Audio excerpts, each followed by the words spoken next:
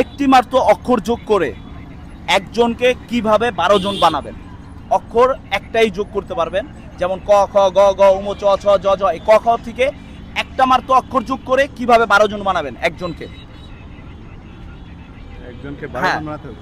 এটা কিন্তু চিন্তার বিষয় এবং কি একটু গুগলি টাইপের, যে একজনকে আপনি কিভাবে 12 জন বানাবে, মানে 12 জন বানাবেন, মানে ক খ থেকে আপনি যে কোনো একটা অক্ষর দিয়ে 12 জন বানাতে পারবেন আপনি চাইলেই। এখন সেই অক্ষরটা কি? একটা অক্ষর দিয়ে 12টা মানে 12 জন বানাতে হবে। হ্যাঁ হ্যাঁ, ওটা এখানেই আছে। 12টা নাম যেমন বানাতে হবে। হ্যাঁ, একজনকে একজনকে একজনকে কিভাবে 12 জন বানাবেন? একজনকে কিভাবে 12 জন বানাবেন? একটা অক্ষর যোগ করলে, এই যে একজনকে বলছি না, এর মধ্যে আপনি একটা অক্ষর যোগ করে 12 জন বানাতে পারবেন। মাথায় তো আইতাছে না। হ্যাঁ, মাথায় মাথায় আনে না। ঢুকতেছে না। একজনকে কিভাবে একটা অক্ষর যোগ করে 12 জন বানাবেন? ঠিক আছে, হ্যাঁ না, আপনি অনেকটা কাছাকাছি চলে গেছেন। হ্যাঁ, একজনকে কিভাবে একটা অক্ষর যোগ করে 12 জন বানাবেন, অনেকটা কাছাকাছি চলে গেছেন কিন্তু হয় নাই।